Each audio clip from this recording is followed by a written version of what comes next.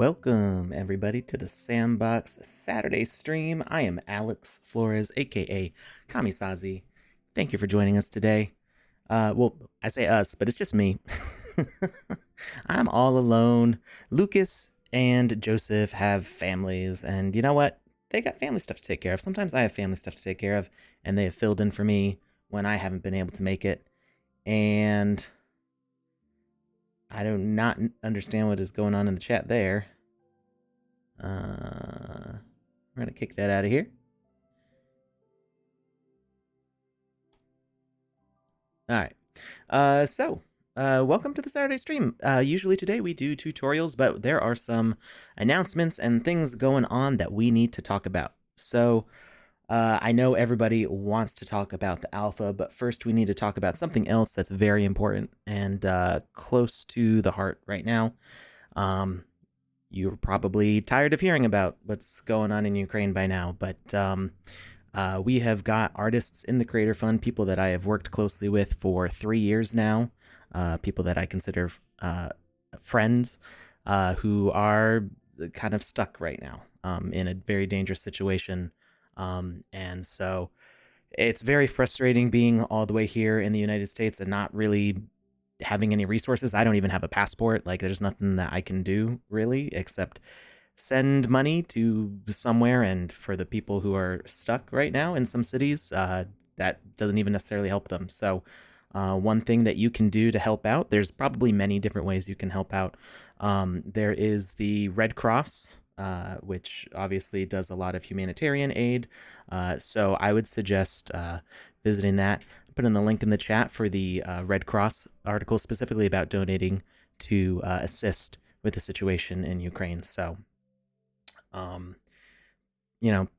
please keep those people in your prayers, your thoughts, and do what you can. It's a very stressful time, and I have the easy side of it. So, it's our thoughts go out to everybody who's being affected right now. But specifically, we've got some artists in the sandbox who they even have stuff on sale. If you want to support them, the money goes directly to them.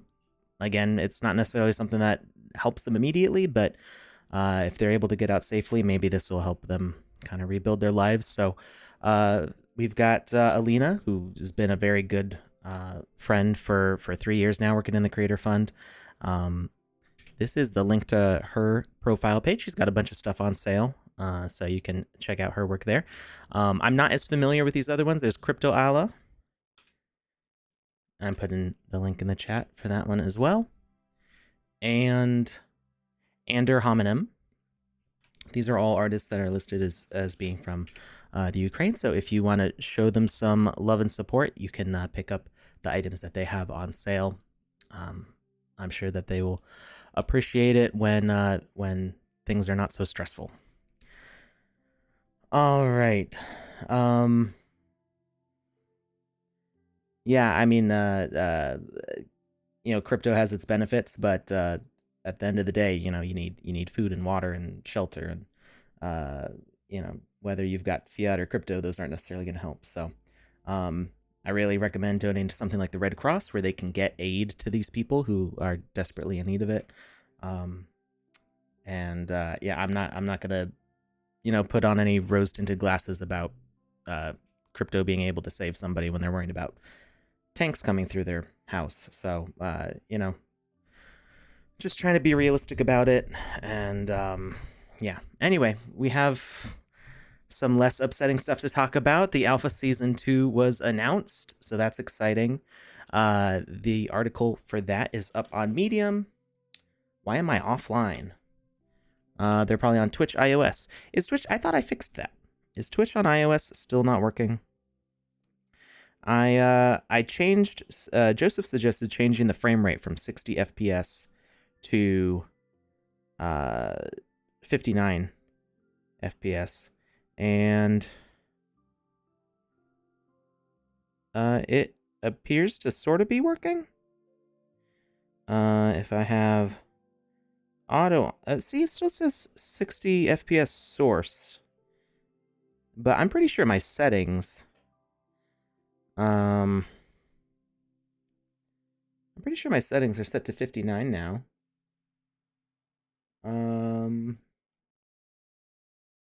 Video is set to 59. So I don't know, Twitch iOS just not I don't know what's going on. We've been trying to figure this out for a long time. And I've tried 59.97. You know, I do have it set to be an integer FPS value. Maybe that's what it is. I don't know. I have no idea what's going on. I can't change it midstream though. 360 works. It doesn't work for me. Oh, you know what? It does work. Okay, yeah. Change video settings for iOS Twitch app to 36 resolution. And it works. So yeah, that does actually work. That's so bizarre. I don't understand. I've tried different suggestions, and that's the only one that works. Changing the resolution back to what it would have been in 2006, before Twitch really existed. I guess we were on 240p back then, right? This is like 2009 resolution. Yeah, it's tough watching the news. So we'll let that information come from over there, and I think we're done talking about that for today. Otherwise, I might start crying or something. So we are going to talk about Alpha Season 2 here real quickly. I know that Joseph covered this last night, I believe. So too long didn't read. Alpha Season 2 has 35 plus experiences. Yeah, I'm not sure why it says 35 plus. I think that it's 35 to start with, and then there's going to be some surprises along the way. That are available to everyone with a free Sandbox account. So this means this is big. This is a big one. There we go. Everybody can access the alpha this time. That's what that means. So you do not need an alpha pass to play in the alpha. The entire, well, not the entire, but the 35 experiences are going to be accessible to everybody. So no need for an alpha pass. No need to fight over that. No need to take a loan out on your house to get an alpha pass or anything like that. This includes 18 upgraded experiences originally introduced in the alpha season, plus 5 new original experiences, plus 4 new user-built experiences. So that's the 18 from Season 1. If you didn't get a chance to play in Season 1, you will be able to play them all this time, and we have made improvements to them. There's 5 new ones and 4 from the Game Maker Fund. There is also 3 new IP experiences and 1 new transportation hub. It's like a portal room taking you to different places. All right, Bisho8, if you keep on flooding in the chat, you can get kicked. That's what can happen there. The sandbox is not fully decentralized yet because it is still in development. We are still building the tools. What you're seeing in Season 2 is the first kind of user experiences getting introduced, and it's going to be fully open UGC probably by the end of the year. Not flooding, fudding, fear, uncertainty, and doubt. It's not accepted around here. There are times and places, and this is one of them for valid criticism, but just saying like the sandbox is not decentralized is kind of like you don't know what you're talking about. So it is not fully decentralized yet because it's still being built. The foundation is still being laid. It has been clearly laid out in our white paper and everything that we're doing and talking about what exactly we are doing to decentralize, and it's gonna change a lot over the course of the year.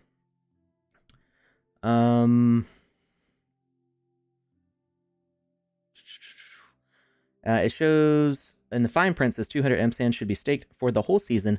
Does that mean we need to get the full 200 M sand in our staking before March 3rd, or can people do it as late as March 23rd, sometime in between? That is a good question. I am not sure on that. Julia, if you could make a note about that, and I will try to get the answer for that. Keep an eye on my Twitter, and I will try to post that. My Twitter is at Kamisazi. Kamisazi. That's my Twitter in the chat there. So keep an eye out for that. I should be able to get that answer either today or sometime early next week. And please don't tag me in that post, anyone. What? I'm not sure what that's about. G. Anyway, the staking should... I think you should be able to start sometime in the middle, because I was part of a playtest earlier this week where we started the alpha. It was like doing the whole real thing, but we were trying to speed run it basically over the course of a few hours. And we only did certain portions. We had teams that would test a certain group of levels because it's too big for all of us to do the whole day.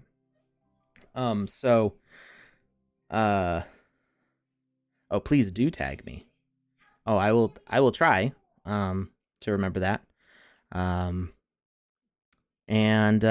So the staking, so we tested even the stuff like the community rewards and stuff like that. And I was already staked before, just through the normal staking pool. I was already staked before the season started. But I think people could stake after it started. I think the idea is just to kind of get a little bit of a sand lockup and get some stability there. So I'm not entirely sure when that starts, but I'll try to find that out. All right, you can now access the game both on PC and Mac. So people have been asking about the Game Maker on Mac, and I know that is something that is also being worked on. I don't know when that releases, but the alpha will be 100% playable on Mac. It's already working. We were testing it on Monday. I mean, not me personally, but people who were on Macs were playing right alongside me. 200 quests are available to complete and get a chance to earn the Season 2 Alpha Pass. So you don't have to complete all 200 quests. I'm not sure how many quests exactly are needed to complete the season, but there are 200 quests available, so there's lots of different things to do in those 35 plus levels. More Alpha Passes will be available and more ways to earn sand. In short, Season 2 is bigger, better, longer, and open to all players for free. Are you ready? We sure are. All right, we're going to watch this quick video. Let me make sure I don't want to blast anybody's ears out. I'll turn this up as we go.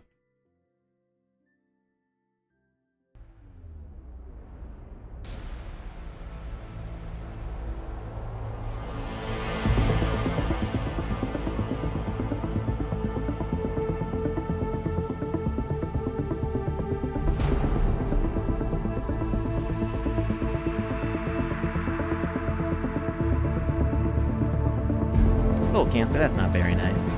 Lots of people use Macs, including people on our staff.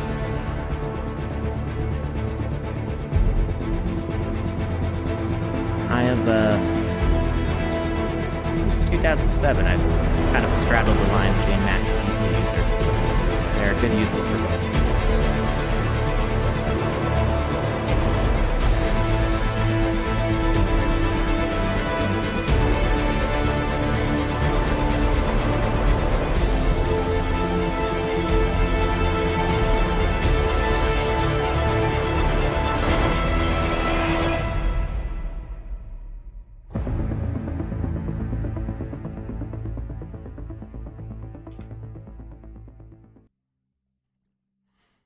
All right.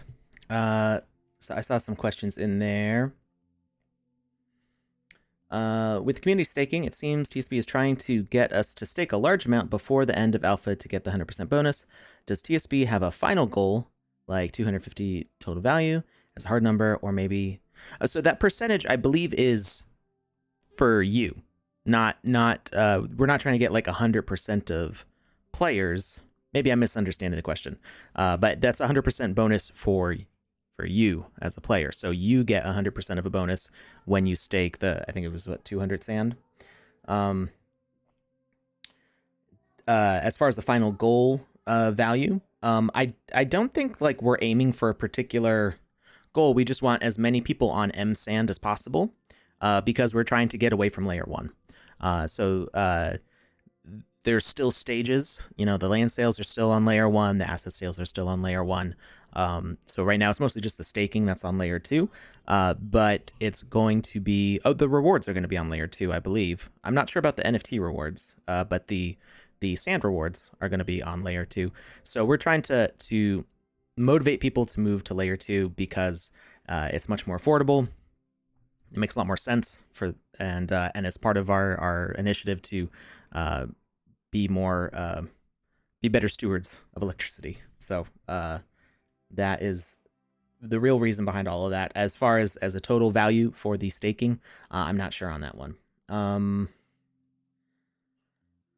Maybe on the 3rd, they're going to see how much is in the pool and then acquire an additional 20 million. I'm not sure what that means.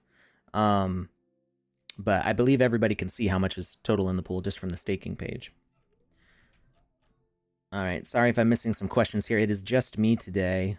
So, regarding staking MSAND, the text in the video says for the whole season. Okay.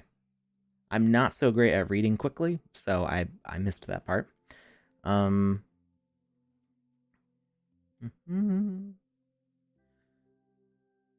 It's okay, Soul Cancer. I'm not worried.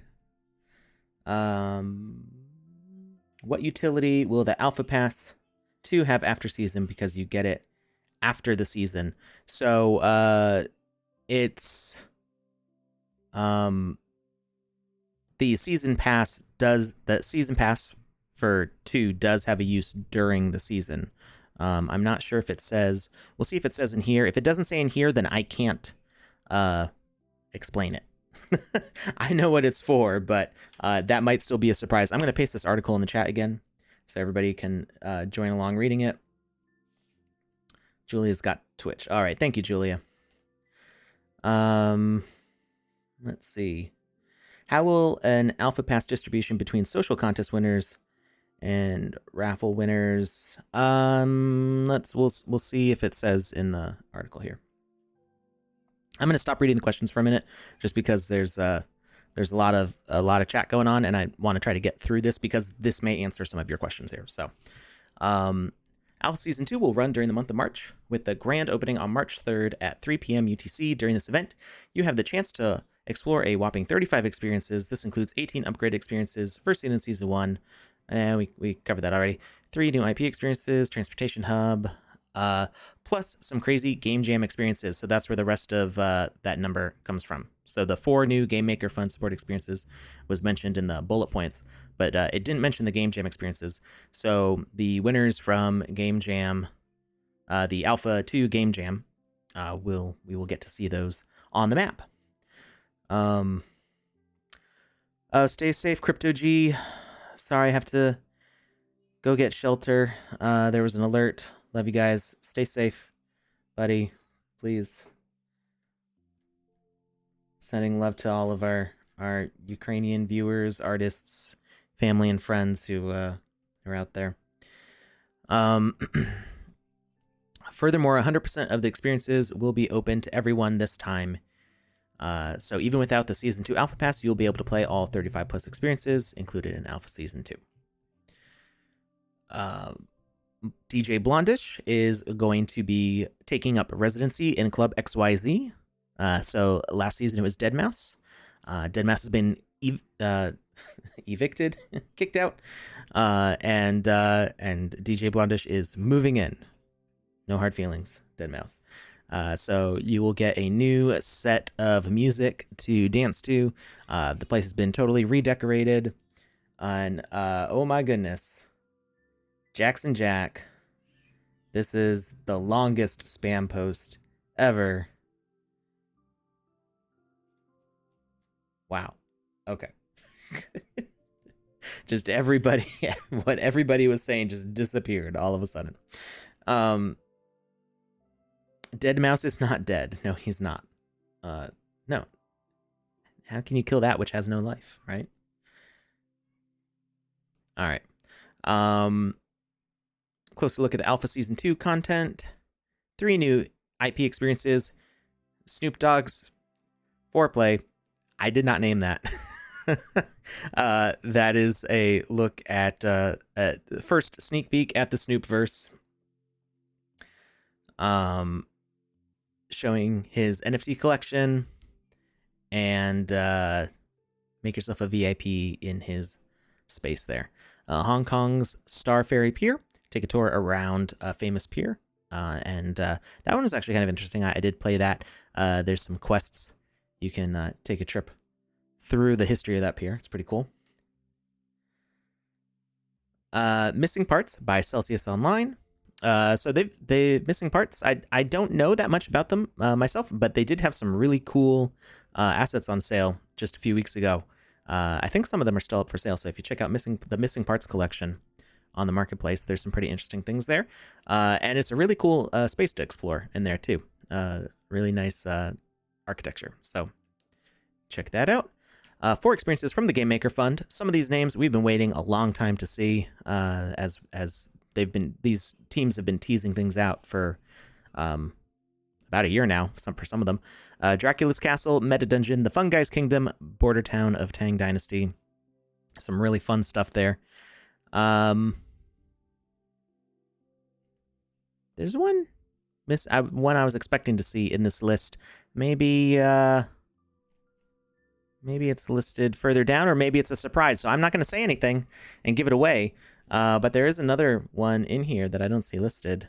Oh, it's the Meta Dungeon. There we go. It's because it didn't say Artifact in the name. It's right here. So Artifact, if you are a fan of Artifact, they have an experience in there. It is really cool. I've played that whole one. And all right, thank you, Julia, for saving those questions.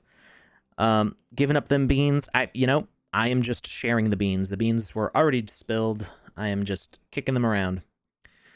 Yes, Fungi's Kingdom. This one is also very cool. This one is a social hub, and this one is I would expect no less from the Fungi team. It is very cool. I've not checked out Border Town or Dracula's Castle yet, but they also look cool. I mean, everything looks cool, right? We do cool stuff here. That's all I gotta say about that. So more fun things to be aware of. DJ Blondish will be our main act, and DJ residing in Club XYZ. Snoop Dogg avatars will be playable later in the alpha. So on launch of the alpha, the Snoop Dogg avatars will not be selectable. Our team's working really hard to get that system set up. Rooftop a la mode is a new multiplayer fashion-oriented experience. This one is pretty dope. Not gonna lie. I did get a chance to check this one out. It has got a whole bunch of fashion shows going on. It's got some really cool things going on. I'm not going to give away any more than that. How can I get a Season 2 Alpha Pass NFT? There are 3 different ways you can get a Season 2 Alpha Pass NFT: by using your Sandbox account to play Alpha Season 2 and be eligible to win a Season 2 Alpha Pass via the raffle, or by participating in the Alpha 2 social contest for a chance to win each week, or by purchasing one on the secondary market. Alpha Pass winners will win up to 1,000 sand. So read on for more details. How to get a Season 2 Alpha Pass: by playing the Alpha Season 2 and entering the raffle. So you earn raffle tickets by completing quests and experiences and leveling up during Season 2. The more raffle tickets you have, the more chances you have to win a Season 2 Alpha Pass during the raffle. So this is something people were asking for, more visibility on how the raffle works. So it wasn't very clear how the raffle was working for like the social contests and stuff like that. And I think there are still some social contest things going on, but the majority of what's going to be happening here is the raffle ticket. There's a whole section of the dashboard that's going to be for this part of your profile. So you are going to get to see how many tickets you have in the raffle. You can earn, I believe, up to 1,000 tickets. I don't think it doesn't say it here. I don't think that's like a big leak. You can earn up to 1,000 raffle tickets.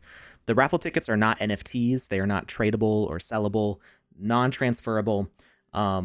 So by completing quests, by playing the alpha, and by doing other things like the sand staking. There's various other boosts and bonuses and stuff. All of that stuff will build up to have more raffle tickets, which will give you more chances to win an alpha pass in a drawing. It says learn more about the raffle here. So, okay, how to get raffle tickets. Complete quests, M-Sand staking, Snoop Dogg private party pass, Snoop Dogg early access pass, season 1 alpha pass, and lands. So when we were saying that the passes, don't give those up, they still have use. They do give you bonus tickets in the raffle, so you have a higher chance of getting a season 2 alpha pass by holding on to those. And like I said in the previous stream that I was on, having multiple alpha passes does not provide more of a bonus here. So not financial advice, but now would be an okay time to sell them for other people who wanted to get that bonus chance. You can earn up to 500 raffle tickets by completing quests. Maximum number of raffle tickets through quests is 500 tickets. Then you get 30 tickets for having an Alpha 1 pass, Party Pass, and Snoop Dogg Early Access Pass, 30 tickets for each of those. Landowners get 40 tickets per land, up to 200 tickets max. So that's, 5? So if 5 lands is what you would need to get the max number of tickets there. And if you filled out the Season 1 feedback form, you get 10 tickets. So that's the one that I miss out on. I can't get the max number of tickets because that's no longer a thing. That's already done. So if you didn't fill out that feedback form, fill it out next time. I'm going to paste the link in the chat for this one also. That one is linked from the previous article. We're going to go back to that. So the other way to potentially get an alpha pass, you can only get one alpha pass also. So once you get an alpha pass, you are not eligible to win another one. By participating in social contests, get a chance to win a Season 2 alpha pass by participating in our social contests from March 3rd until March 23rd. Social daily contest activities will be available every weekday, like in Season 1, and this time players can participate directly on the Sandbox website.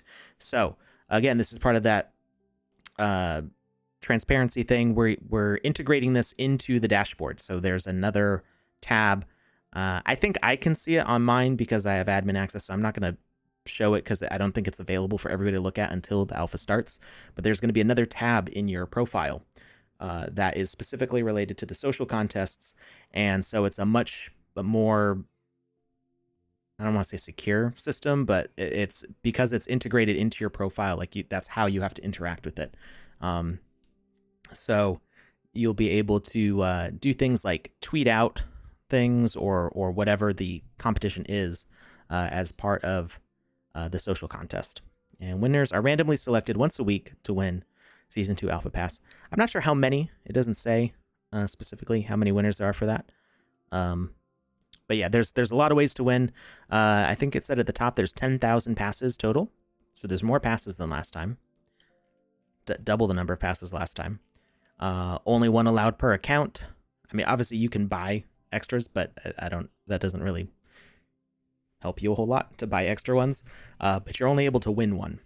So we're not going to have any double winners. I'm only going to be getting one. Well, actually, I don't know if I'm getting one. I think I'm getting one. I don't know if I get one as part of staff, but I'll only have the opportunity to get one. All right. That is that. Let's see. What's this question here? Each of us will be wanting to stake 200 MSAM, but the community rewards is a larger goal we need to work together for. What I want to know is how much more we need to add already than the 235 million already in the MSAM pool, and is there a snapshot date? Yeah, I'm not sure. I'll have to get back to you on that. If we can have a note on that one, Julia. I'm not sure on that part. All right. So, let's do a giveaway real quick here. I have no idea how many people are watching right now because the counter's broken. So, here is the giveaway. If you've already won a Wizzy the Greens hat, please don't enter again because you can't win again. And also, only enter once, please. Where's Joseph? Joseph is doing Joseph things. You know, Joseph's his own person. He doesn't have to be here. Is the land staking reward finished, or will there be more later? I'm not sure what you mean by finished. It's not started yet, I don't think.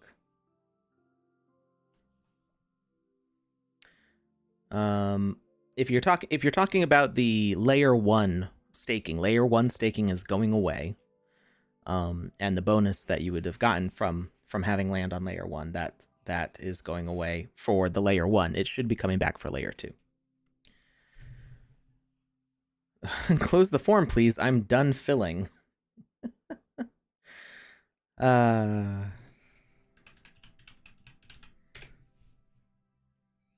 right, we close when Julia tells me we're out of time.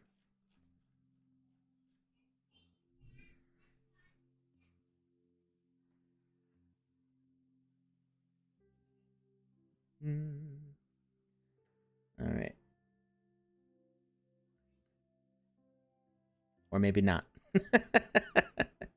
Julia says to close it now. All right. Well, let's see. No, we can keep it open for a little bit. I still see there's a bunch of people watching, and more than the number of responses.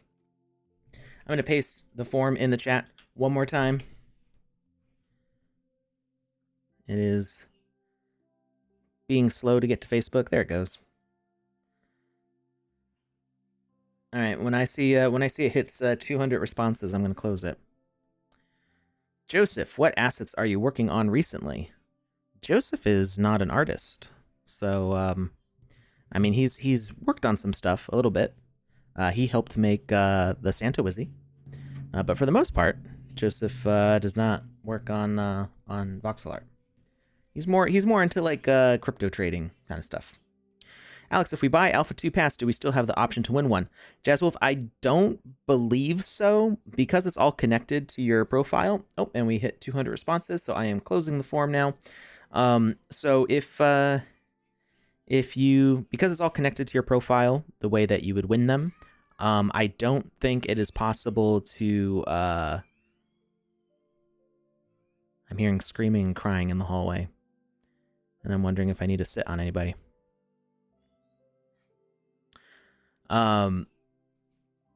So what was I saying?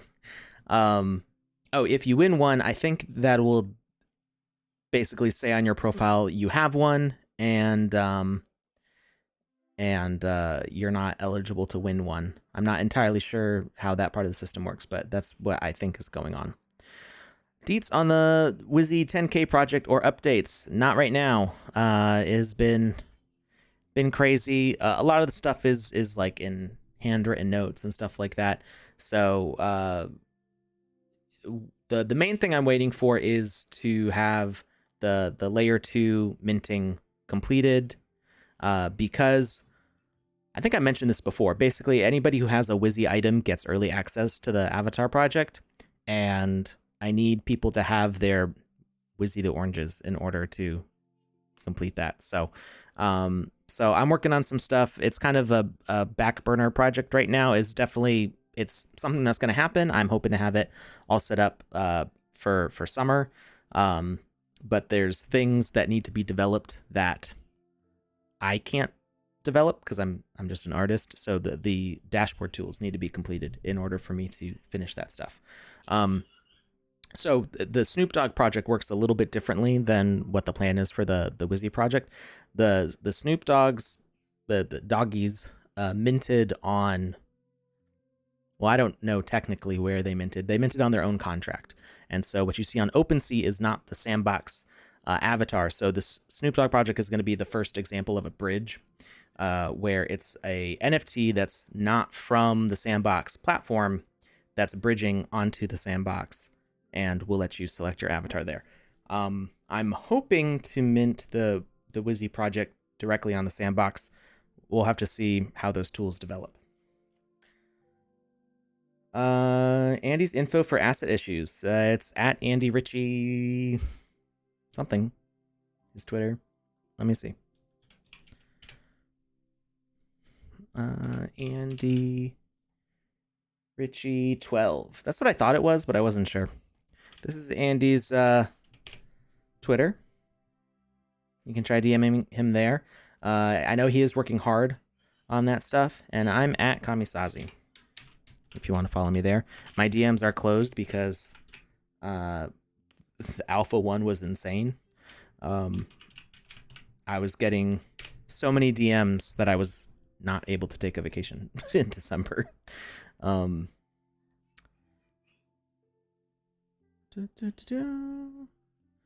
do I know my username? Well, your username is Jellyfishox. I can. It's on the screen. I don't know if you can see it right now. Yeah, it's right above my head. That's your username. Oop, right there.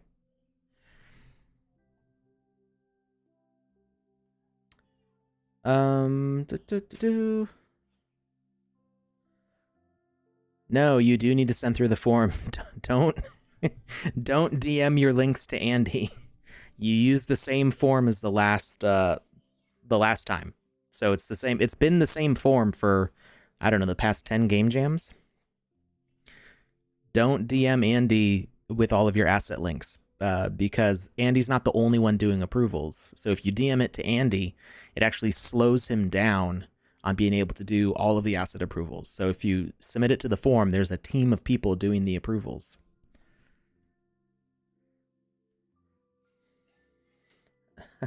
I just put my Twitter username in the chat. It's I think, is it still on screen? It's a little bit lower. Just scroll up in the chat. It's at Kamisazi.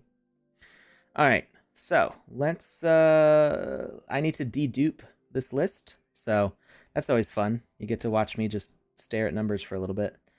Let's see here.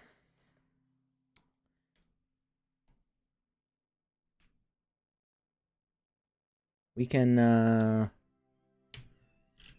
go back to the, while I'm doing that, you can rewatch the Alpha Season 2 video. That's what we can do.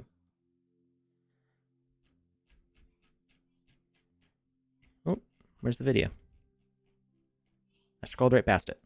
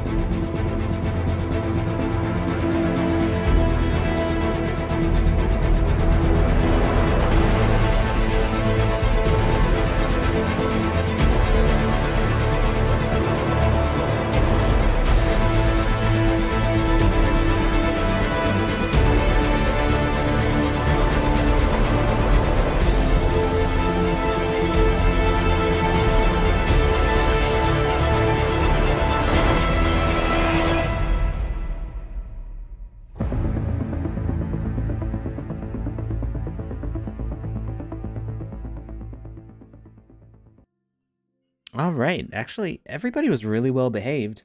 I only saw one duplicate in there. The timing worked out really well. All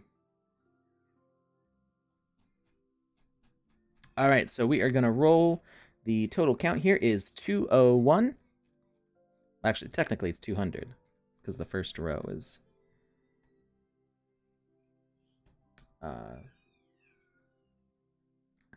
I can't tell if it's fake crying or real crying that I'm hearing from the hallway. My daughters like to play like having like a baby that's crying or something, and they're like,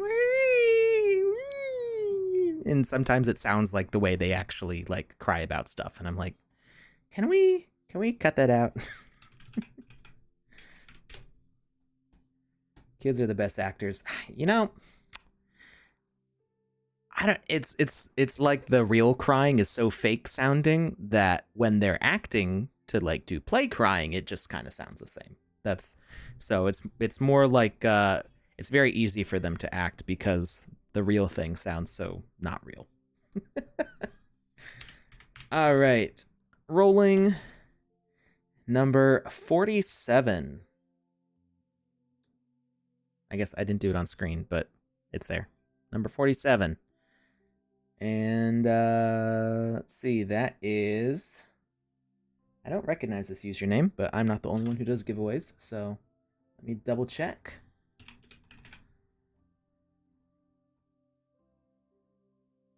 Oops.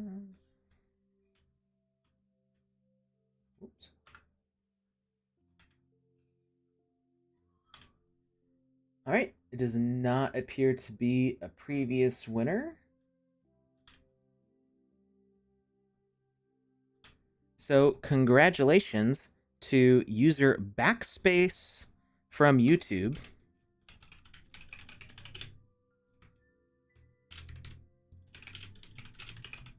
You just won Wizzy the Green's hat. Let me just save that wallet address to my winners list. I'm behind a couple. Not too many. I can probably send those out tonight. And that was from YouTube. All right. So, oh, I got somebody knocking.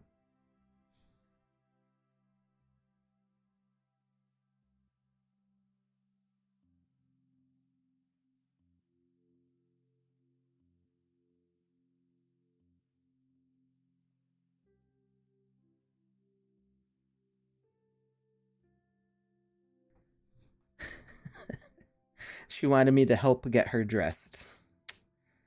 I am going to pass on that one while I'm on camera. Send her down to her mother. So, all right.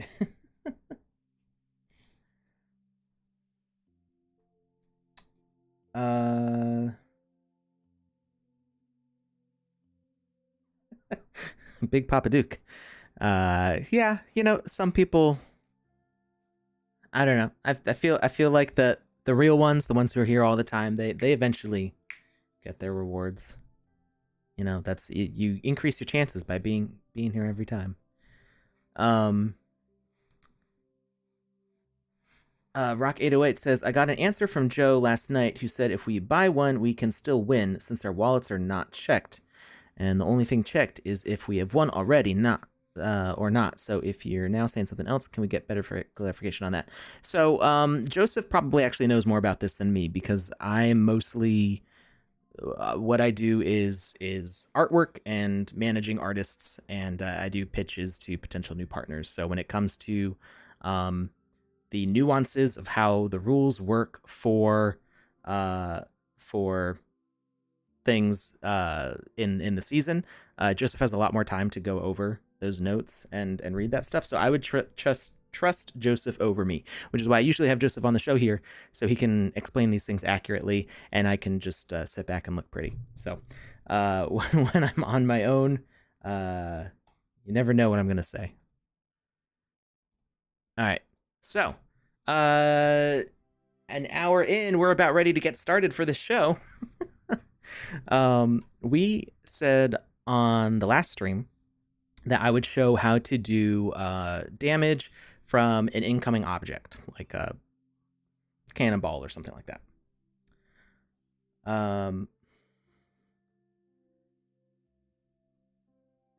Wait, what? If we had our account upgraded to artist from the previous game jam, do we need to resubmit the form? No, you do not. You just submit your assets to the same link as before. That we are not revoking your artist status at the end of the game jam. That's just added extra work. So just submit it the same way as you did for the previous game jam.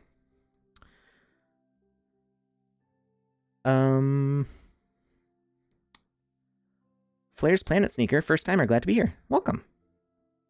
Mr. Winning says, Alex, if you need a backup I'm free on Saturdays. That could be helpful. I'll let you know next time. Usually Joseph is here, but this time he did not have time. So that's okay, though. We're not mad. Would you speak more to the challenge game with the Wizzy the Orange? I'm not sure what you mean. So for Halloween we did some contests, and one of the prizes was Wizzy the Oranges, which have not been minted yet because we're not on layer 2 for minting yet. So as soon as those get minted, they're getting sent out. I have the list of everybody's wallets, and I will. It's risky for me to ask if people have any changes to their wallets because anybody can reply to those. But I suppose there's ways, if people do say that, there is ways that they can prove that they have access to those wallets and that they have changed what their wallet is. So I will figure that out then.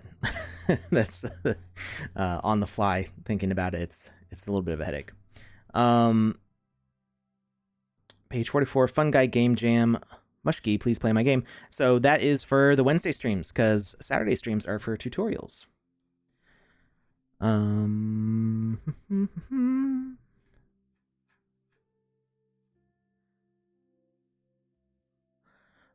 Is there an official gathering catalog of famous makers and VoxEdit tutorials that is fame makers, maybe influencers, and VoxEdit tutorials that is searchable? So if you go to the Sandbox official site, there's playlists there of tutorials that I made, that PandaPops made, Cyberdragon made. So check those out from the Sandbox Game account on YouTube. Creator Fund is closed. Why? There's a whole article that I wrote about that you should read. It's not exactly that it's closed. We're not accepting more applications at this time. So I'll paste the link. We did talk about that on stream for a good bit. And let me see. Here it is. This is the article that I wrote. Goes into all the details, so that explains what's going on with the Creator Fund. Right, so we are going to do projectiles. Create. And I was thinking about the best way to do this because it's pretty easy with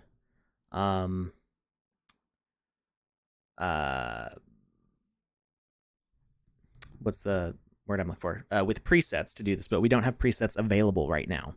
So I'm going to look for something kind of roundish in shape here.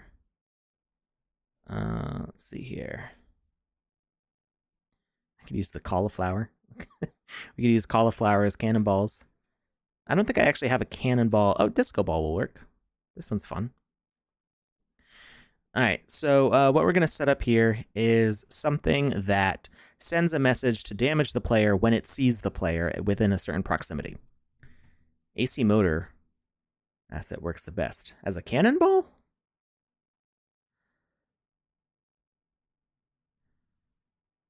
All right, what's going on in the chat here? I see people arguing.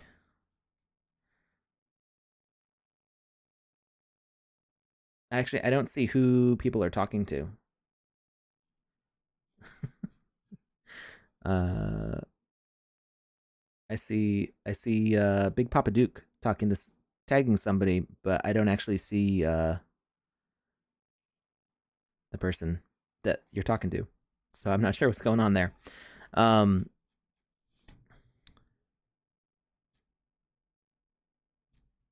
Rock 808 got kicked out. Well, that might have been one of our YouTube mods. Timeout, not kicked out, timeout. There we go.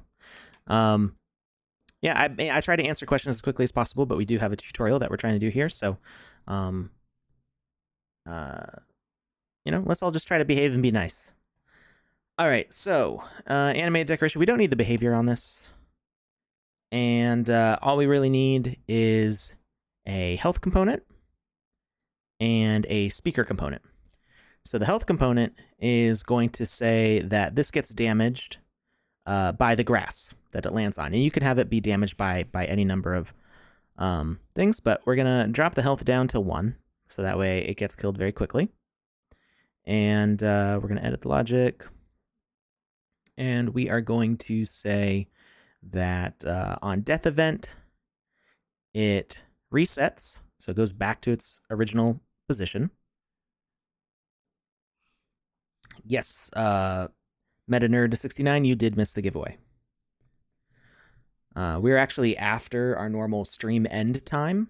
We started an hour ago. The stream's only supposed to go on for an hour, but we just started the tutorial because we were doing a lot of question answering of stuff.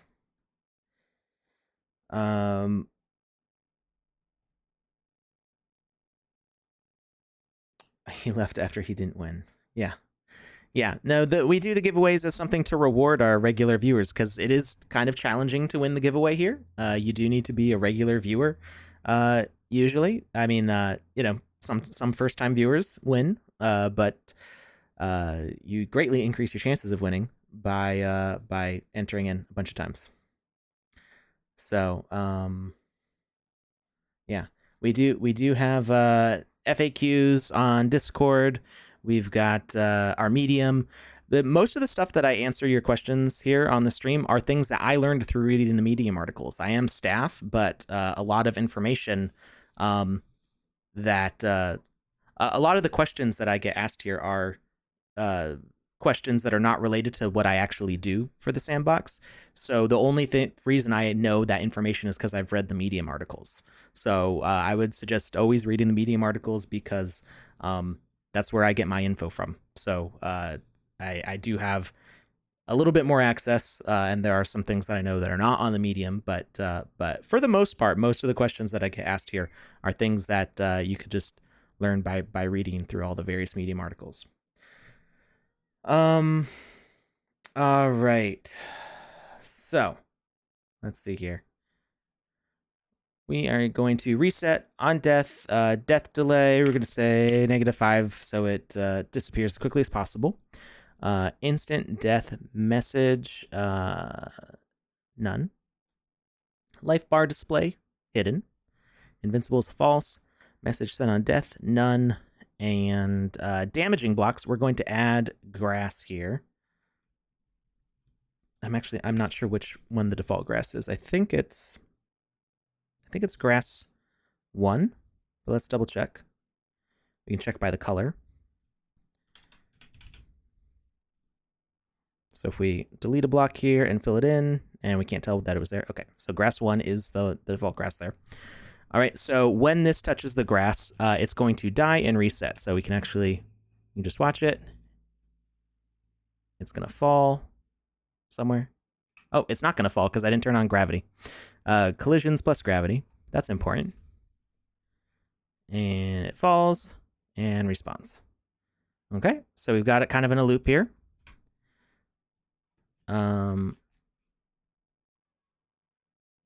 We are going to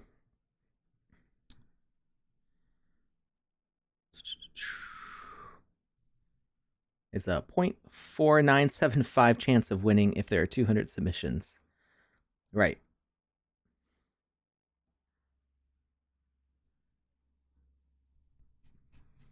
All right. Let's see here.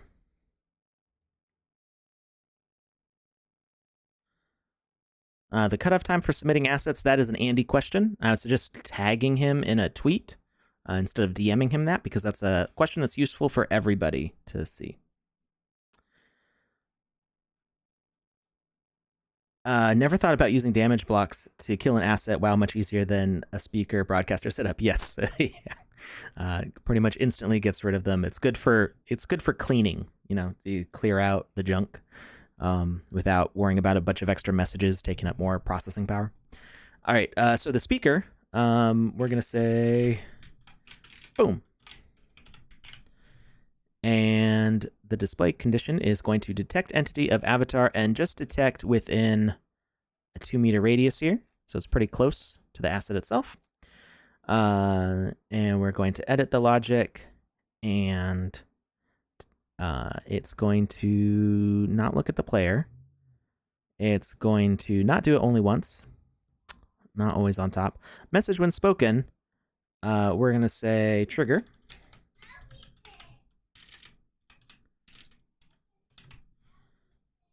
Okay. And trigger is going to set off something else that damages the player. So over here.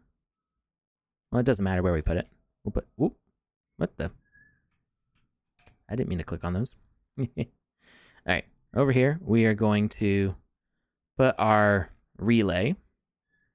And it's not going to have collisions. It's not going to be visible. And it is going to be a message broadcaster.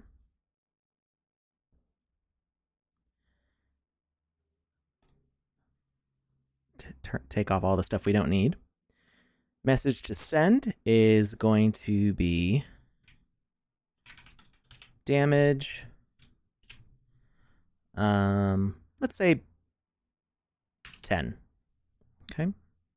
So remember, it needs to be a capital D, damage, colon, no space, and the number. I think I got that right. We'll find out. Sometimes I forget.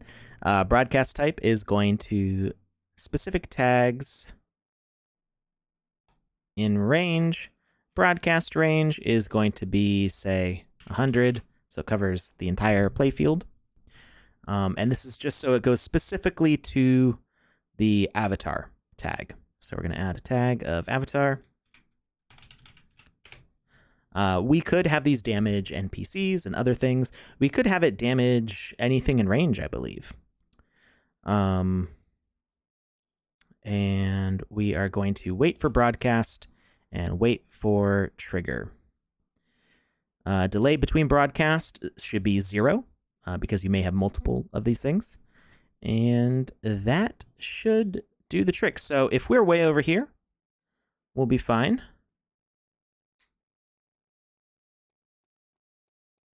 Okay. But if we get close, well, it may actually be dying too fast to send that message. Okay, let's do some troubleshooting here. Where's the form? The form was already released and closed and done with like 30 minutes ago. Let's see. Let's go back to here. Detect entity, avatar.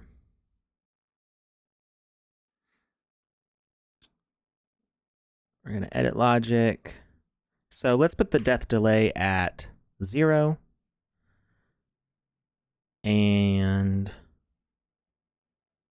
let's check this speaker. It's detecting entity avatar. All right. That should be okay now.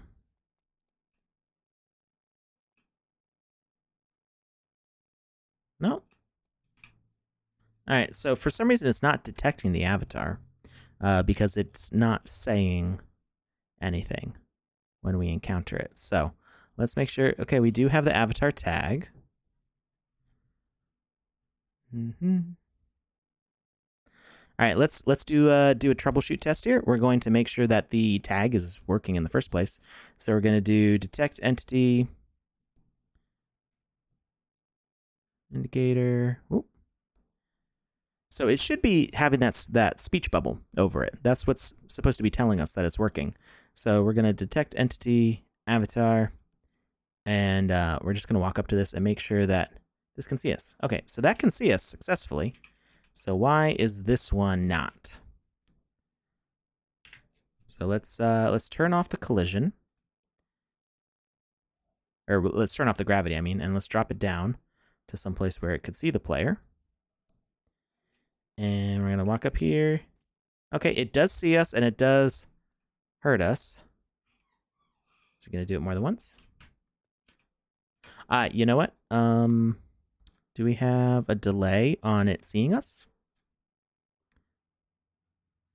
Auto hide delay 0.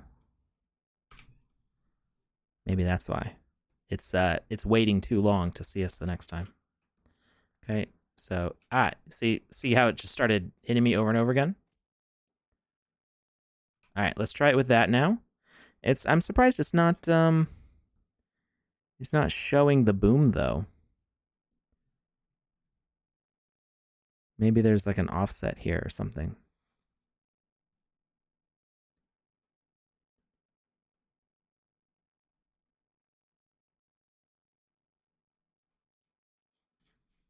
All right, yeah, we did talk about the whole the entire first, well, not the first like 15 minutes, but the whole like past 45 minutes of the show. We did talk about Alpha 2. So if you missed that, just rewind the video back to the beginning, or check out Joseph's stream from last night on our YouTube or Twitch videos on demand.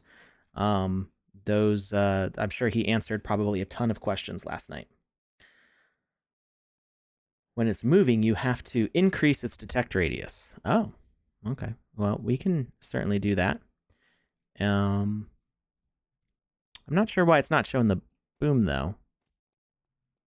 Maybe the delay, maybe because the delay is set to 0 there. So if we set the delay to like 1, it should be okay. It won't damage it. It won't damage us more than once. Yeah.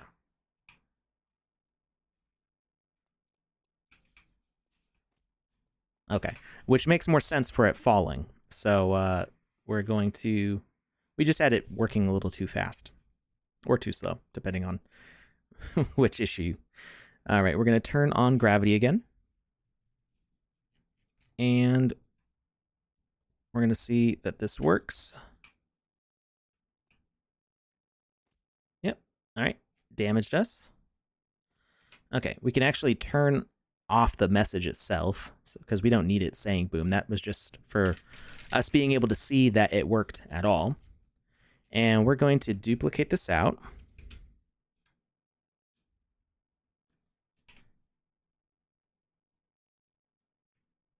A whole bunch of times. And we're going to make, this is just like meteors raining down. And then we're going to vary the heights a little bit. And just a tiny little bit of variance will, in the long run, make a lot of variance because the fall is going to happen at a different rate for each time. And every time they bounce off of something, it's going to end up changing that. So this will get more and more random, if you will. I mean, it's going to be random the whole time, but you'll start to see the difference more. And another thing we can do is we can also rotate them a little bit, so that way they're landing on a point instead of straight down, which will cause them to roll around a little bit. It won't really affect their spawn orientation, but it'll make their fall look a little more natural. So we're just going to rotate each one of these. Just randomly, doesn't matter. We can actually do this and offset a bunch of them at once. But we're going to make each one a little bit different.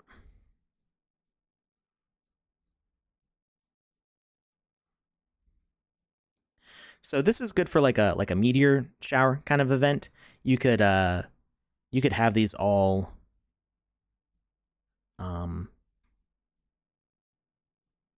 hidden underground. So instead of respawning to their start position, you could have them respawn to a tag, and then start them like underground or something.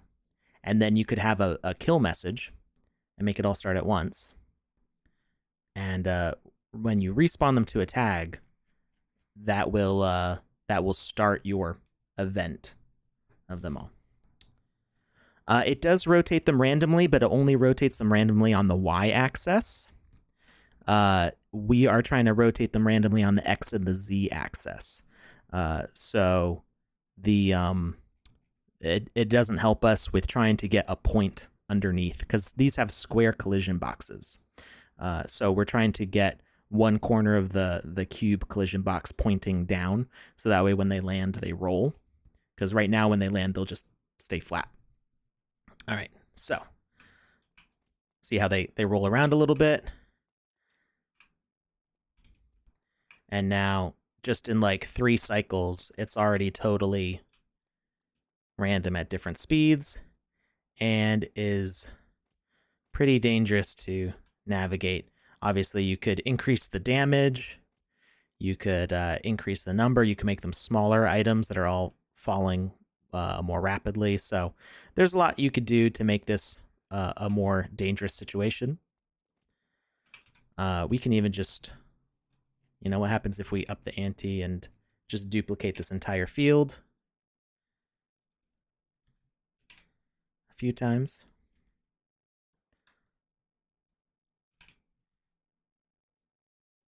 And we're going to rotate it like that. All right. Now we've got extreme danger. Yeah, I couldn't even make it very far. All right. So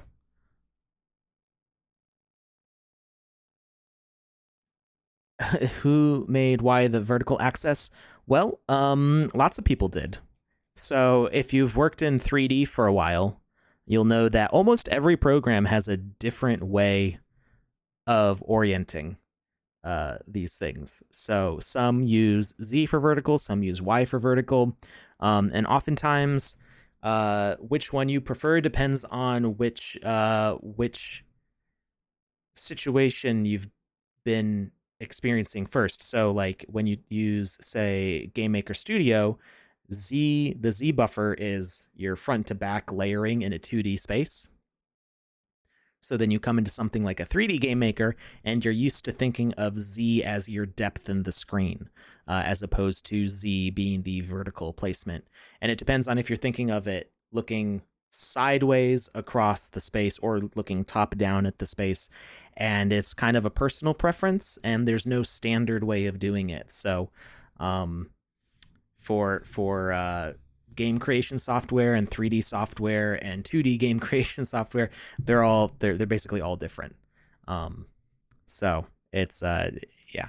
And it's really frustrating to some people. For me, I just roll with it because I've used a bunch of different programs and they're all different. So yeah, people get really salty about it, but it's not I don't think it's really worth getting salty over. You just have to get used to it. Wasn't today's stream supposed to start at 8 p.m. UTC? No. Saturday streams start at 2 p.m. Eastern Time, which is 7 p.m. UTC. If it says the wrong thing somewhere, then I didn't put it there because it's always been 2 p.m. Eastern Time. Let's see here.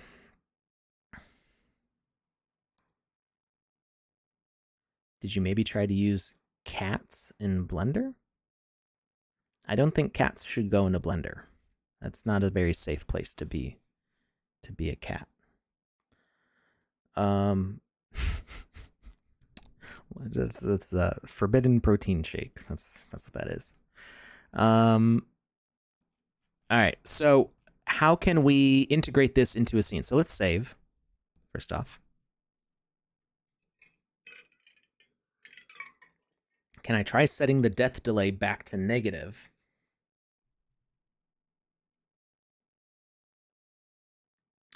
It's an add-on to fix all models with animations and baked poses automatically. Well, I haven't really been using Blender much lately.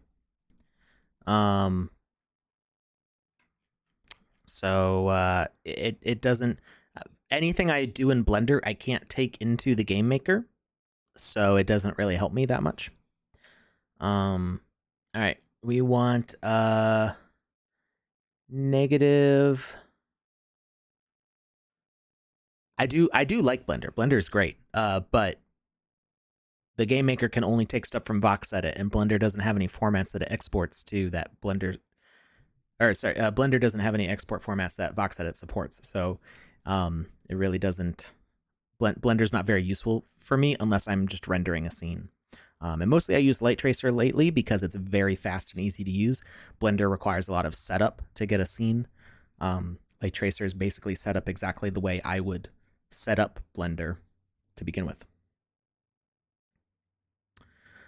Let's see here. All right, so what we're doing a negative death delay on this, I guess, to see what happens. I mean, they're gonna die basically as soon as they hit the ground. Oh, run away! Run away! All right. Yeah, it is spicier with the no death delay. You know, it actually kind of looks like they're comets falling from the sky when they respawn, right? Because they've got those glows around them. It looks like they're coming out of orbit. It's pretty cool. Let's set this to a night sky. And do neutral night. Okay. All right. So let's say we're going to just carve out the underground here. Bear with it a second while it deletes so many blocks at once. Because if you just start a game and there's just rocks falling, it's that limits your narrative options. So you want to be able to use this in a game effectively.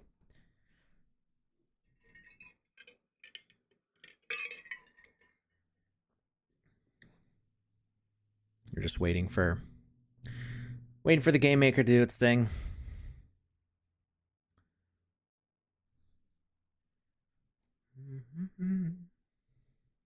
Rhinoceros 3D. I don't think I've heard of that one before.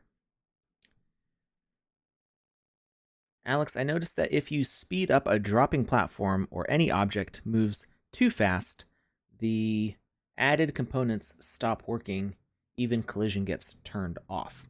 So that's pretty normal in game design. When things are checking for distance, they have a limited amount of time to check them. It's like a constant race against the clock. So if you have an object that's moving too fast, it's possible to move it so fast that the frame rate is not going to recognize that it happened. This is something that I learned a long time ago working with Game Maker. Well, it wasn't even called Game Maker Studio back then. It was called just Game Maker. The original one. Before was it Yo-Yo Games, I think, bought it. So the computer will check on each frame for something to happen. So if you have something that's moving 100 meters in one frame, and you have a bunch of things that are supposed to happen within those 100 meters, 100 meters a frame is actually like really too fast. So let me back up. If you have something moving 100 meters in 1 second, and your game is running at 60 frames a second, and you have something at each meter mark that needs to get sensed or checked off or something, it's going to miss some of those because it's actually moving faster and it's skipping over because the frames can only process so much. Now, it's not, I don't think we're tied into frame rates here. We're probably using ticks, which is a different system. Ticks are probably actually faster than 60 frames a second, but the same thing is true if the ticks are happening slower than the speed at which something is moving, and you need to sense multiple things going on in there, it's going to miss them. So it's possible in a lot of game engines that if the character is moving fast enough, you can clip through walls because you bypass the collision of whatever that object is.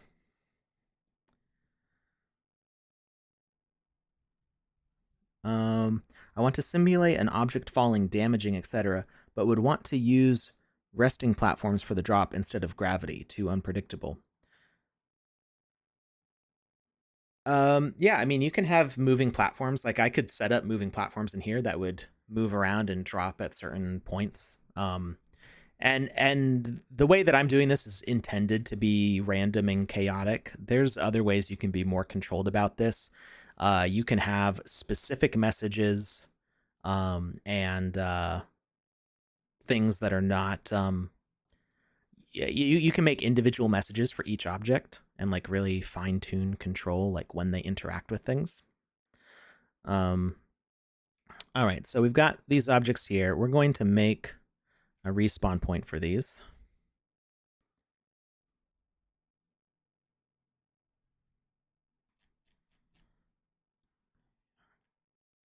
I'm gonna put this up here in the sky. And this doesn't need to have any information on it. It just needs a tag. I'm gonna call it spawner. And it's going to be invisible and have no collision. All right, now we're gonna select all of these.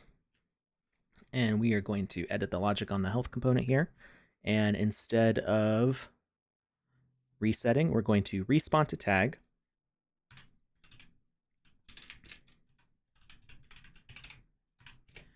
All right. And oh, they need a death message. So let's go back to that. Death message, instant death message is going to be, we'll just say start. Oop. Right, and we're going to put a button over here to begin the apocalypse.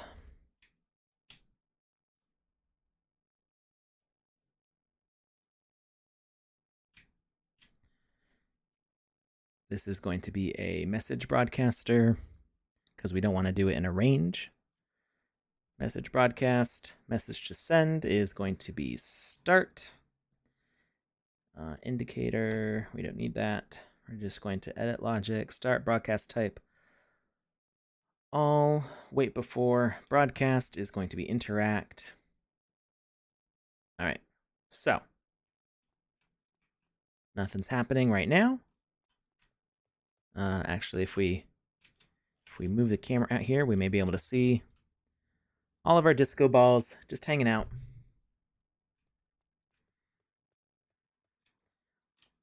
Concrete floor tile. I like that better than numpad switch. I mean, that's fine.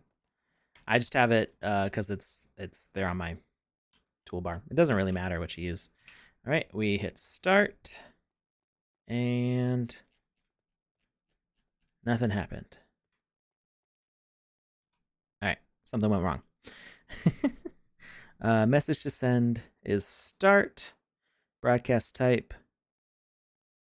We might need to send it to their tag specifically. Edit logic. Instant death message is start. Okay, so we're going to select all of these. We're going to add a tag.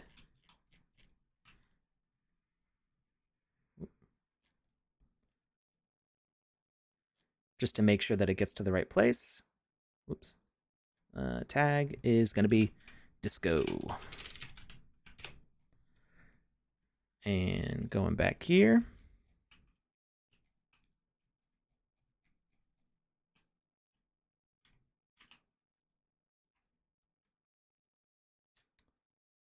Edit logic. We're going to broadcast to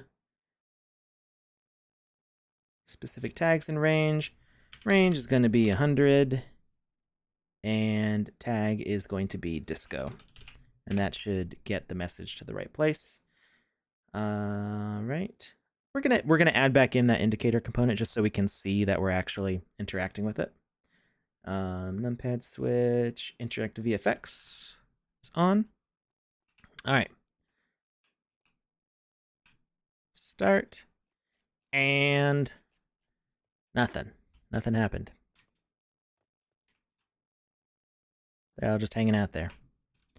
All right. What are we doing wrong?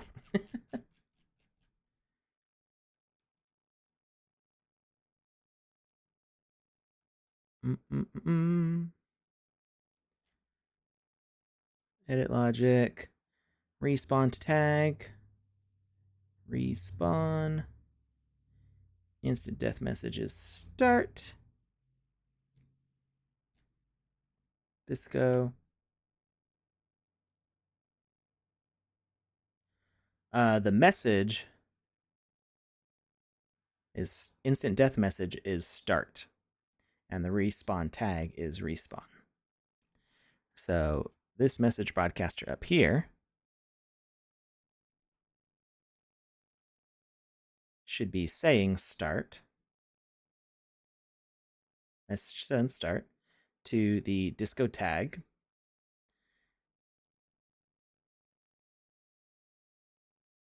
Message required is interact. All right, and let's find, where's our thing up in the sky? Oh, maybe we deleted that? I don't think so. Oh, there it is. Couldn't see it because it's invisible.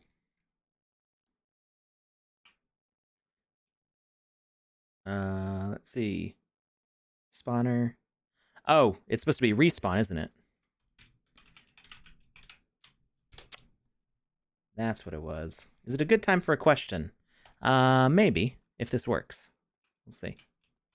Hey, there we go. It dumped on my head so fast. And I can't even get out. All right. Run away. So that's what happens when you use just one respawn point. Now, if we made a couple, because they're in different spots of the ground, it might actually spread them out a little bit more. That's just kind of fun to watch.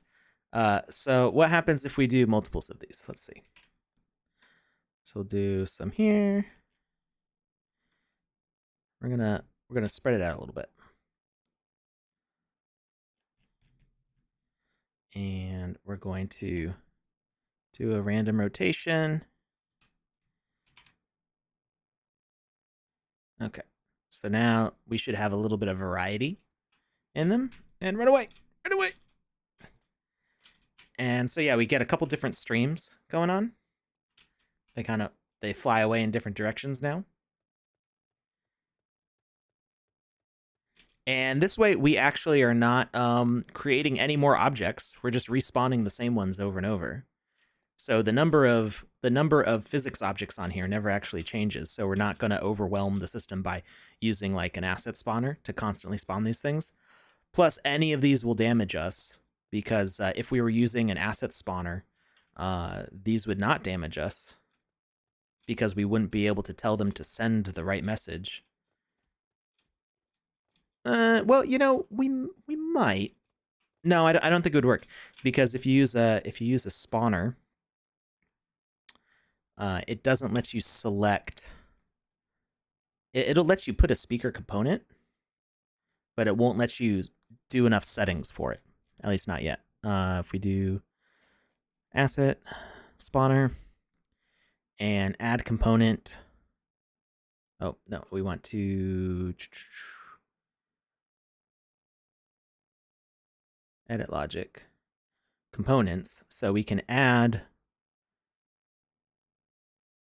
We can't even add a speaker component. It's not available, mostly because there's too many settings for it that we won't be able to put in here. So we could put an indicator, but then we can't change what the settings for the indicator are. So that is how we do that. Now you could, instead of using just gravity, you could make like a launcher. I don't know if I still have it. Let's save this. Question time? Sure. What's the question?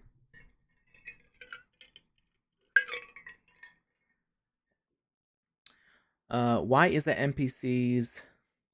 that NPCs don't get collided by spawned assets or blocks? Why is it that NPCs don't get...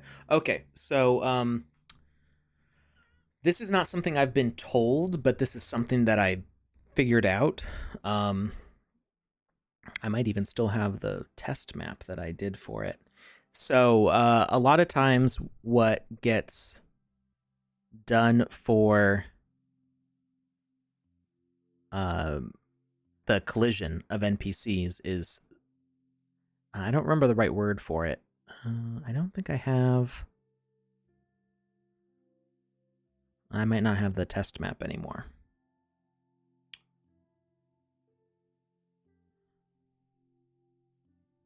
Well, we kind of figured it out on this one back from January of last year.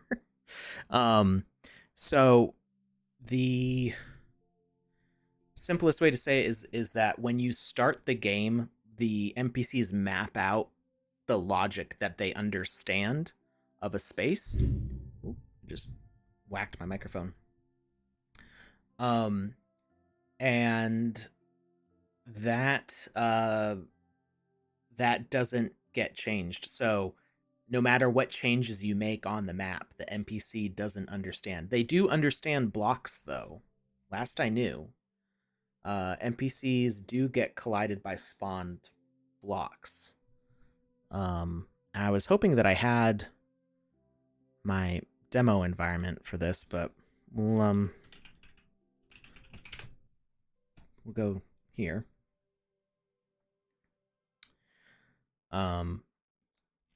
So the test that I did was basically to make a room that an NPC would be able to get into.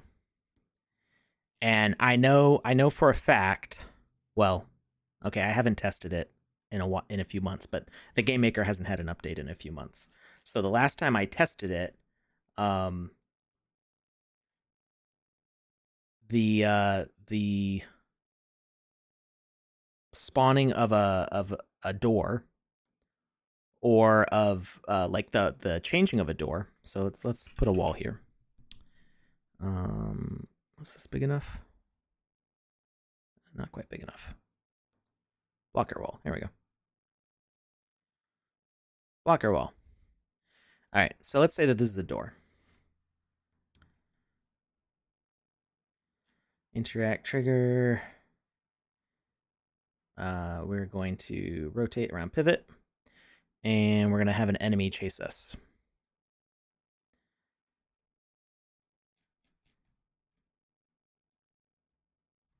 Okay, so, whoop.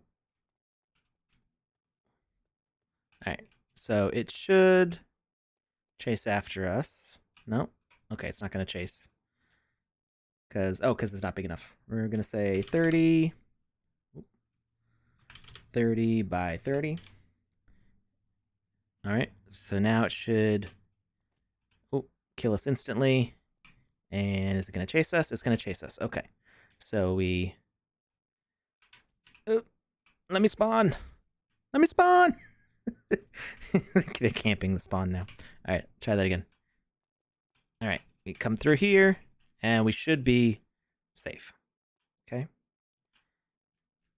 It's like, oh, I'm behind the door. And if I open it, it's going to chase us again. Okay.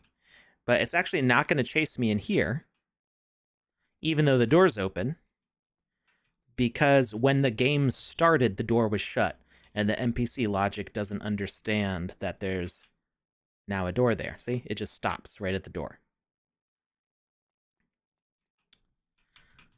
3D MP4, if you watch back to the beginning of when I was doing that section, I showed that it was the damage message. So you're going to want to rewind and watch that whole section. That was one of the first things we set up, was how we did that damage. If you're looking to have those balls just kill you instead of damage you, it's actually easier to use like a void. There's like simpler setups than what we did. If it's just a void, it'll kill the player as soon as it touches them. But if you use if you want it to damage, you can set the value of the damage for that each time it falls. The Game Maker just froze.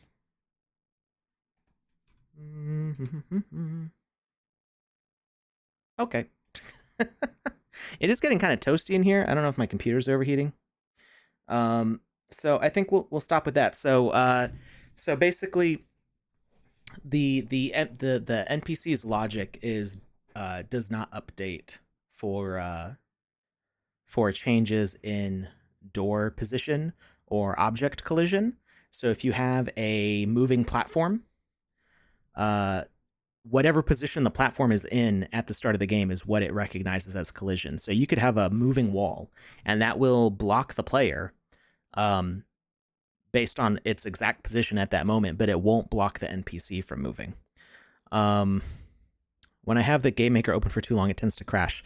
I tend to have the Game Maker open about 20 hours in a row, so it doesn't usually crash for me, but I think it's just it's getting a little toasty in here because I have to have the door shut for keeping quiet and the lighting just right for the green screen, and then I have a heater in here that I can't turn off that helps heat this entire floor, so it just gets really toasty in here.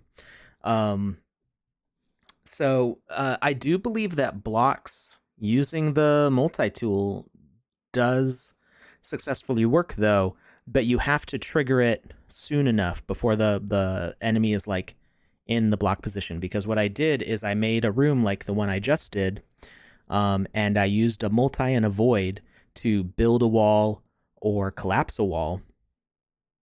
And when I triggered it, the enemy was not able to chase me into the space, and if I destroyed the wall, the enemy did chase me into the space. So I don't know if you start with the wall in place and then remove it. I haven't tested that, but I did test it with it open and closing it, and the enemy did not chase me in, and then I opened it again and the enemy did chase me in, and I had a little ladder in there to escape. So I made it like a trap. The goal was to make a trap room, so I would be the bait for the trap. The enemy would chase me in there. I'd close it, and then before the enemy could attack me, I'd climb up the ladder to get out, and it wasn't able to chase me. So that was actually a lot of fun to set up, and it could be good. I came up with that because somebody asked me, like, what if an enemy's chasing you down a hallway and you like get to the other side of a door? Well, when you close the door was open to begin with, and when you close the door, the enemy doesn't chase you through it. Or the enemy does chase you through it because the door was open, and then you shut it, but it doesn't recognize that the collision changed on the door. And that's just because the NPC logic doesn't recognize the object's changing state to update its map of availability of things. There was a point briefly where it did. Well, it's kind of gone through different phases, and this is why we're still in alpha. So I mean, not this reason specifically, but just in generally, like, we're still in alpha. These things are still getting worked out. There was a point where enemies did not recognize object collision at all. They would just chase you through any wall, through any door, and you had no choice. There was a point where I believe it did update the logic for the play map, but it would make the game hang, because I remember I built a wall and I would jump over it, and as soon as I crossed over the wall, like, I hadn't even like touched the ground on the other side yet, when I was in the position above the wall where its ability to make a logical trace to my location for pathfinding, the instance that changed, the game would freeze for like a half second, and it was really jarring. So I'd like make this jump, and then I'd just be frozen in air, and then I'd land, and the enemy would go, "Oh, I can't chase you now." So the enemy had to like think so hard about it that the CPU would freeze up a little bit. So it's not doing that anymore, and that may be why enemies don't understand doors opening and closing right now. But in my experience, you can use the multi and the void to spawn and despawn blocks. So I think somebody said that wasn't working for them, but it may just be that you do need to have enough space. If you spawn the blocks on top of the enemy, they can either be caught inside the blocks, or they might be able to like pass through them because they're already like inside, and so the collision isn't like working internally. So it takes some experimentation, but I was able to get some cool stuff working with using the blocks to change terrain. Yeah, I tried. It just walked through it. Okay, Game Dizzy. So yeah, I don't think there's been a Game Maker update since I did that test. I think it was probably just that the blocks spawned over. So you need to make sure that the blocks spawn and the enemy is totally blocked from running into them. Will I do a stream playing games soon? I want your feedback. So I do Wednesday streams for gameplay. So Wednesdays are gameplay, Saturdays are tutorials. Sometimes if I don't have a tutorial on Saturdays, I'll do gameplay.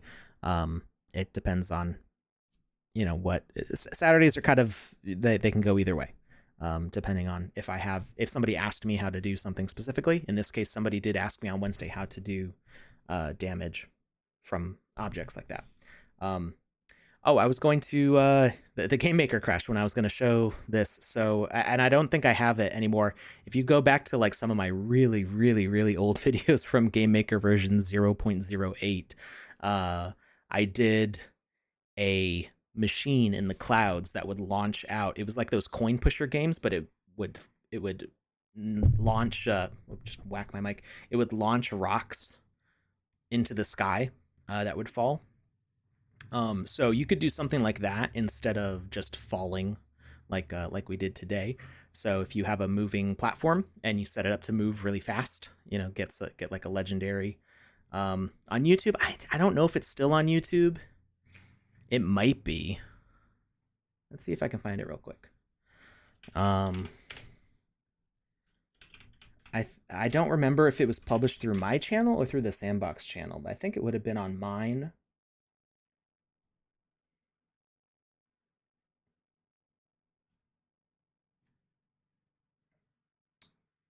Just link your channel. Well, I don't know if the thing's actually there.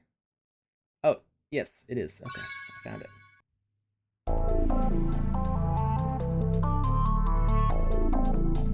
This is old. This is version 0.0.08.7. Oh wait, this is the wrong video though. This one was kind of cool though. Let's go back. Let's see. What was it called?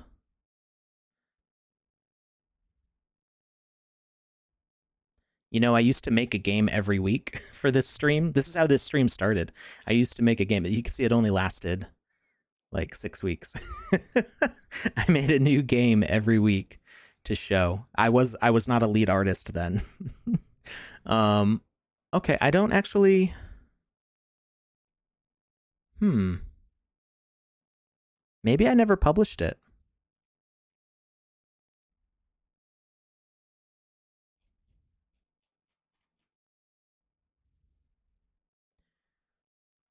Oh, no, here it is. It's just not in the playlist. And it's really fun to make stuff in here. Oh, okay. This you can see our old giveaway thing. This is what the Game Maker used to look like forever ago. Did I not? So I played it on stream, but did I not make a video of it?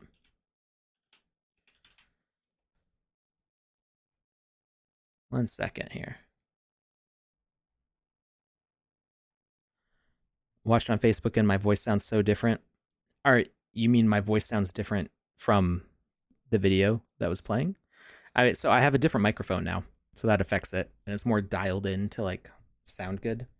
I mean, my old mic wasn't bad, but I've gotten more comfortable with talking on a mic also, and my voice can just change a lot too, based on how hyper I'm being. Let's see, YouTube. Let's go to my video. So it was called Brimstone.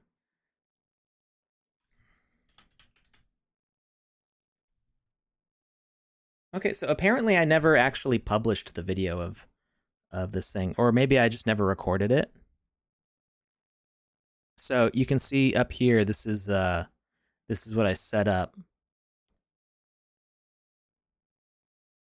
This layout is so old. Wow. This is just from April of 2020. Like, it wasn't even really that long ago. It just feels like a lifetime ago. Super low voice. I mean, sometimes I talk a little lower.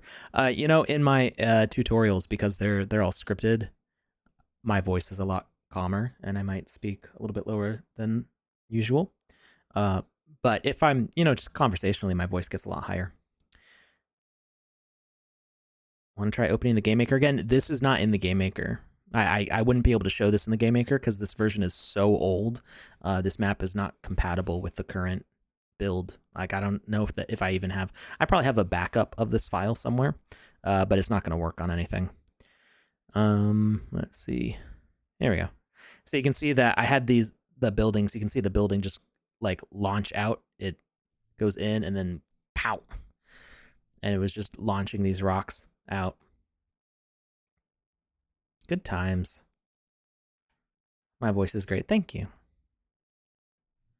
I used to hate my voice, and a big part of it was the quality of the recording was terrible.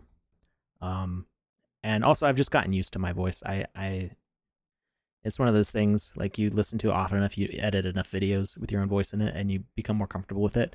I think most people would be more comfortable with their voices if they just got used to listening to them. It's not a coin pusher, it's a rock pusher. That's right. Do I show this in action? There we go. Whoa, the quality of the video is so bad. Yeah. So it just launches all these rocks out. I think I deleted all the clouds so it was easier to see. So yeah, those would fall down. So that you could do something like that with what I just set up today. So use the damaging setup using the speaker component and a relay to do the damage message to the player. So do that as your initial setup, and then you can have them drop. You can have them fall from like some sort of release platform. You can have basically a catapult launch it. There's lots of possibilities there. So anyway, thank you everybody for watching. I will be back on Monday, actually, for the GMAE show. That is at 9 p.m. Eastern Time or 2 a.m. UTC. So I will be filling in for Joseph on Monday. He's got another basketball game for his kiddo. Hopefully she obliterates the team like she did last time. And I will see you after the weekend. Have a good one.